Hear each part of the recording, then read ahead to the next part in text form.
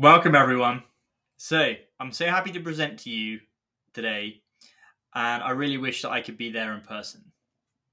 Here you can see 10 of the fonts that Google has commissioned recently from designers in sub-Saharan Africa, or maybe they've moved away recently, or maybe they're diaspora. But these typefaces are really important because they're going to set a new standard for African type design. These fonts are now available, or will soon be available, in Google Fonts. The one that's reversed out there is coming soon. And these are all available under the SIL Open Font License. Font licensing is a very important topic because it normally determines what you can and cannot do with fonts. The Open Font License, however, has no restrictions. It respects your freedom to copy, share, use, and modify the fonts. That last thing, being able to modify the fonts, I think is very powerful. It means you can get hold of the source files and you can make customizations to these fonts. You can add missing symbols that you wish were there, or you can totally remix them into totally different designs. It's a really powerful freedom that the Open Font License offers all designers who get into the art of typeface design. So for today's talk, I want to get beyond the canvas and not talk directly to the things you need to know to become a type designer, but to address people who maybe have never thought of this as being a thing before. It's true, some people make a living from typeface design, and I want to share a couple of books with you which I think can help you get started in the journey into typography and type design, or you can share with your own clients and customers to help them appreciate what it is that you do. But first, I want to take us really beyond the canvas and turn away from typography for a second to talk about rock music. I saw this clip recently that I thought was a very special little insight into how we just can never know what the impact of what we can do can be. So it's a little clip. I'll play it to you in a second. It's about the rock band Foo Fighters, how that got started. As you may know, Dave Grohl started the Foo Fighters after the band Nirvana had fallen apart after the unfortunate, early passing of the lead singer Kurt Cobain. And so, let's see this clip and see how a t-shirt can change the world. In Ireland, where I'd been before. It's so beautiful there. I think it was 95 or 96, and we were down in Allies on the Beara Peninsula. In the Beara Peninsula on a holiday, and we hitched up to this place to go swimming. And I was driving around in my rental car and on a country road, and I saw this hitchhiker kid. But anyway, I was running ahead, and I saw a car there, so I thought I'd run up and hitch. And I thought, well, maybe I'll pick him up. When I was hitching, I looked into who was sitting in the passenger seat, but it was David Grohl. And I didn't recognize him firstly, but I saw this look of shock on a guy's face. And as I got closer to him, I saw that he had a Kurt Cobain t-shirt on. I was there like this, and I had a Nirvana t-shirt on with Kurt Cobain on it, and it was the one it was black tie-dye with the one with Kurt, where he has a mascara on his face. Anyway, and it was Kurt's face looking back at me in the middle of nowhere. I saw it, and he looked of shock, and next thing the car just tore off away, and I turned around to Kieran, and I was like, that was David Grohl. And nobody believed me.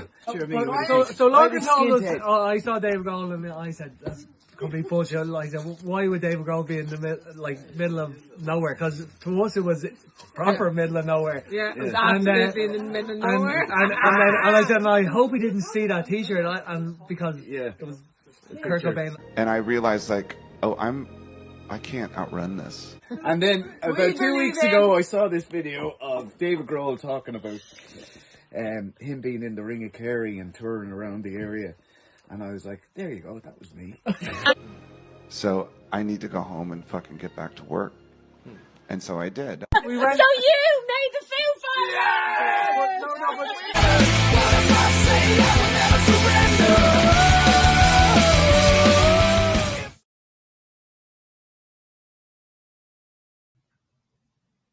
Now, I want to return to the topic of typography. If you are in a business role like marketing, software, tech, or you're just new to design, the number one best book that I can recommend for you is one that lays out the most important ideas of graphic design. It's called the NonDesigners Design book by Robin Williams, not the actor. Like any truly excellent book, there are multiple editions, and each one is better than the last. It's been updated over decades. And this book is a masterclass in how to show the impact and the value of graphic design to someone who really is starting from a real novice understanding. So if you're going to make typefaces, you need to show how the power of graphic design can work for your clients and your customers. If you're working as a designer for someone who maybe has a small business, or even if they're in a larger business and they don't know the basics of design, it can be difficult to work with them. If you can show them how design works, you can show them how difficult it is and why they need an expert like you to do it properly. So this book covers the most essential basics. The next book I want to show you goes even deeper into type and typography.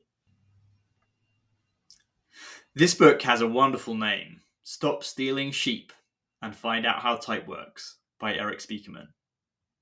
This has also been updated with multiple editions over the decades, and Google Fonts is now proud to offer a download of the latest edition under a Creative Commons license from fonts.google.com/knowledge. This book is actually pretty dangerous because it can create a serious typography addiction. And addictions are expensive. So in order to feed your habit, you'll need to grow your design business. And that's what the next book is about. This book is Design is a Job. And it's packed with the secrets of how to run profitable design studios. While it doesn't have anything specific to typography and type design, you can translate the lessons. So, how do you make a living as an independent type designer? Well, first I should make a confession. I'm not in the business of running a type design shop. In some ways, the opposite. I buy fonts, I don't sell them. But here's what I think about it. There are really essentially only two business models for type designers. First is the custom type business, where you develop type on commission for organizations or occasionally individuals for some purpose that they probably have already had in mind, or you might be able to convince them. The second model is the retail model, where you develop type on speculation for the marketplace. And these form the basis of the two ways to do it. It really is true that some people make a living as typeface designers. That really does exist in the world. And those two models depend on effective sales and marketing to organizations, which can be a local thing, or in the series of hits in retail, which is probably mostly to customers in the USA, Germany, Britain, Canada, Australia, France, and those form a feedback loop so that as you make a sale, that's going to lead on to the next sale. And there is a large amount of luck involved. As most designers develop their career in typeface design, they're going to strike a balance between these two models. I think it's really rare that any type designer is totally one side or the other. And that balance that makes sense for you is going to be determined by your own personality and temperament. And that requires the bedrock of being an educated person, to know thyself. But surely there's more to it than that. What is an educated person, really? Well, I came across this essay the other day by a favourite author of mine, and I figure if you can become an educated person, then becoming a type designer will not be too hard. This is 12 Reflections on an Educated Person by John Taylor Gatto. An educated person writes their own script through life. They are not a character in a government or corporation play, nor do they mouth the words of any intellectual's utopian fantasy. Education and intelligence are not the same thing. The educated person is self-determined to a large degree. Time doesn't hang heavily on an educated person's hands. She can be alone. She is seldom at a loss for what to do with time. An educated person possesses a blueprint of personal value, a unique philosophy which tends towards the absolute. It is not plastically relative, altering to suit present company or circumstances. Because of this absolute aspect, an educated person knows at all times who they are, what they will tolerate, and where to find peace. At the same time, an educated person is aware and respects community values, and even values strange to their experience. An educated person knows their rights and knows how to defend those rights. An educated person knows the ways of the human heart so well that they are tough to cheat or fool. An educated person possesses useful knowledge. They can ride a horse, track an animal, sail a boat, or even build one. Build a house, grow food, design, maybe design type. Added that in. An educated person understands the dynamics of relationships, partially from being well read in great literature, and as a consequence, they can form healthy relationships wherever they go. An educated person understands and accepts their own mortality. They understand that without death and aging, nothing would have any meaning at all. An educated person learns from each and every era of their life, even from the last hours of that life. An educated person can discover truth for themselves.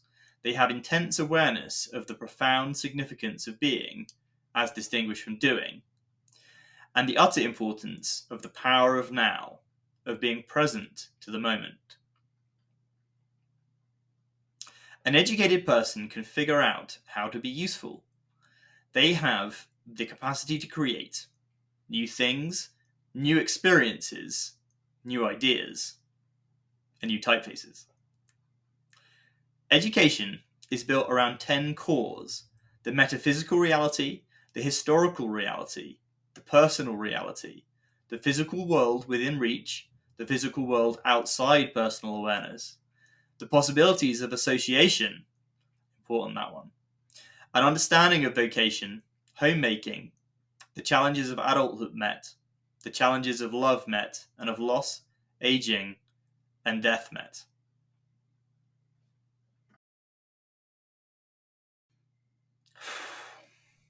That's some heavy stuff. And this connects us back to that video with Dave Grohl dealing with the heavy stuff at the end of Nirvana. But I do really see a positive thing here. That Irish kid who was aimlessly wandering around in the middle of nowhere, who by chance sparked off the Foo Fighters, goes to show we don't know if what we do will matter. Typefaces can seem trivial in a way, but they do have power, and I believe that they have the power to change the world around us. Another author I like said, "The ultimate hidden truth of the world is that it is something that we make, and we could just as easily make it differently." David Graeber said that. For type design, I think this applies.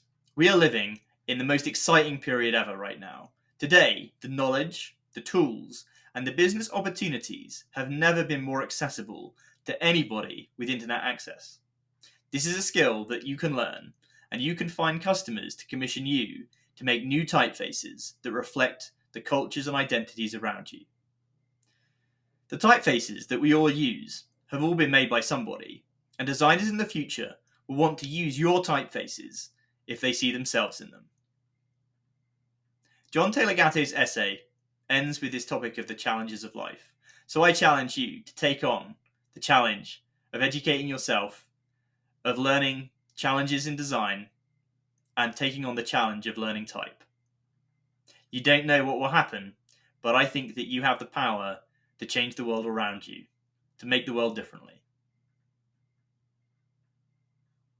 Thank you very much.